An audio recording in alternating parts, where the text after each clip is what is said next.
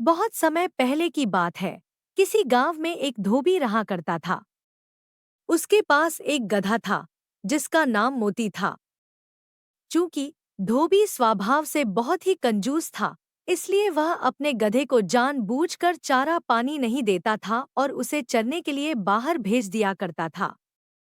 इस कारण गधा बहुत ही कमजोर हो गया था। जब एक दिन धोबी ने उसे घास चरने के लिए छोड़ा, तो वह चरते चरते कहीं दूर जंगल में निकल गया। जंगल में उसकी मुलाकात एक गीदड़ से हुई। गीदड़ ने पूछा, गधे भाई तुम इतने कमजोर क्यों हो? तो गधे ने जवाब दिया, मुझसे दिन भर काम करवाया जाता है और मुझे कुछ खाने के लिए भी नहीं दिया जाता है। यही वजह है कि मुझे इधर उधर भटक भटक कर अपना पेट भरना पड़ता है। इस कारण मैं बहुत कमजोर हो गया हूँ। गधे की यह बात सुनकर गीदड़ कहता है, मैं तुम्हें एक उपाय बताता हूँ जिससे तुम बहुत ही स्वस्थ और शक्तिशाली हो जाओगे।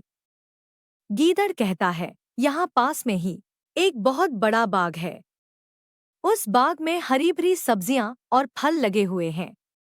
मैंने उस बाग में जाने का एक खुफिया रास्ता बना रखा है, जिससे मैं रोज रात को जाकर बाग में हरी भरी सब्जियां और फल खाता हूँ। यही वजह है कि मैं एकदम तंदुरुस्त हूँ। गीदड़ की बात सुनते ही गधा उसके साथ हो लेता है। फिर गीदड़ और गधा दोनों ही साथ मिलकर बाग की ओर चल देते हैं। बाग में पहुंचकर गधे की आंखें चमक उठती हैं। इतने सारे फल और सब्जियां देखकर गधा अपने आप को रोक नहीं पाता है और बिना देर किए वह अपनी भूख मिटाने के लिए रसीले फल और सब्जियों का आनंद लेने लगता है। गीदड़ और गधा जी भर के खाने के बाद उसी बाग में सो जाते हैं।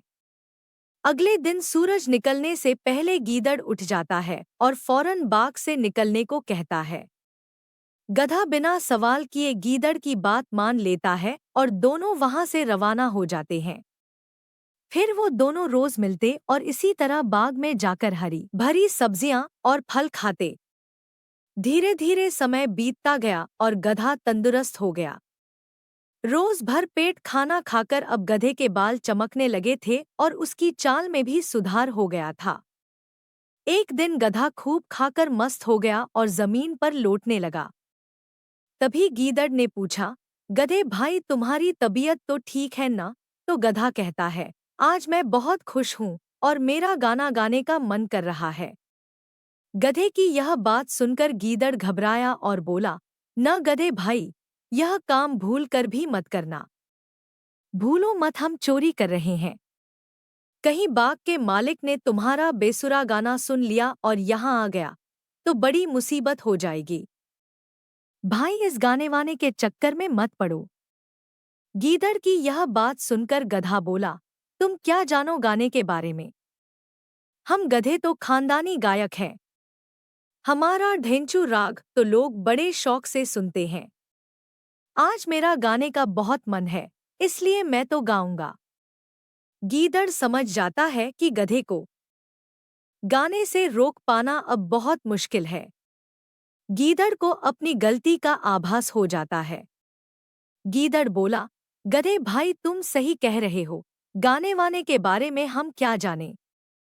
अब तुम बता रहे हो तो मुमकिन है कि तुम्हारी सुरीली आवाज सुनकर बाग का मालिक फूल माला लेकर तुम्हें पहनाने जरूर आएगा। गीदड़ की बात सुनकर गधा खुशी से गदगद हो जाता है। गधा कहता है, ठीक है, फिर मैं अपना गाना शुरू करता हूँ। तभी गीदड़ कहता है, मैं तुम्हें फूल माला पहना सकूं, इसलिए तुम अपना गाना मेरे जाने के 15 मिनट बाद शुरू करना। इससे मैं तुम्हारा गाना खत्म होने से पहले यहाँ वापस आ जाऊंगा। गीदड़ की यह बात सुनकर गधा और भी ज्यादा फूला नहीं समाता है और कहता है, जाओ भाई गीदड़, मेरे सम्मान के लिए फूल माला लेकर आओ। मैं तुम्हारे जाने के 15 मिनट बाद ही गाना शुरू करूंगा। गधे के इतना कहते ही गीदड़ वहां से 9-2-11 हो जाता है।